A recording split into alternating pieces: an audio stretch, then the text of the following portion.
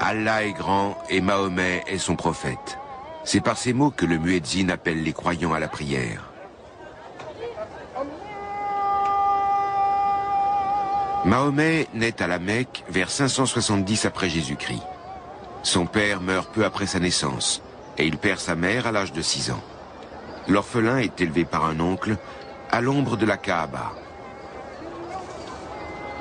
À 40 ans, Mahomet le marchand et caravanier reçoit la première révélation. Guidé par la parole divine, il devient le prophète d'une religion nouvelle. Mahomet s'attaque alors au polythéisme païen des habitants de la Mecque. Il débarrasse la Kaaba des idoles vénérées en son sein.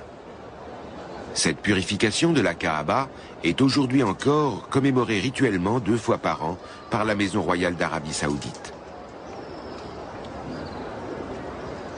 En 1932, les rois saoudiens ont conquis, à l'issue de plusieurs guerres, l'ensemble de la péninsule arabique. La Mecque et Médine appartiennent désormais elles aussi à leur royaume.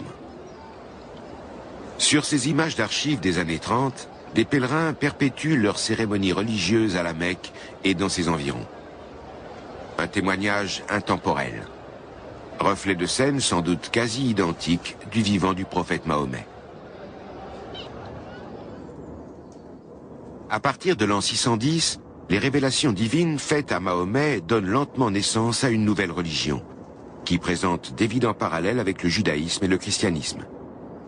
Mais les habitants de la Mecque rejettent l'islam de Mahomet et le prophète se réfugie à Médine. Là, il s'impose véritablement comme chef politique et religieux. Après de nombreuses batailles contre les habitants de la Mecque, c'est en combattant victorieux qu'il rentre dans la ville en 630. Peu avant sa mort en 632, Mahomet établit les fondements d'un important rituel religieux, le Hadj. Tout musulman doit au moins une fois dans sa vie accomplir ce grand pèlerinage à la Mecque et dans ses environs. Lors du Hadj, on se souvient des hauts faits de Mahomet et des prophètes qui l'ont précédé, d'Adam à Jésus en passant par Noé et Abraham. Dans la tradition musulmane, Mahomet est le sceau des prophètes, l'ultime messager de Dieu.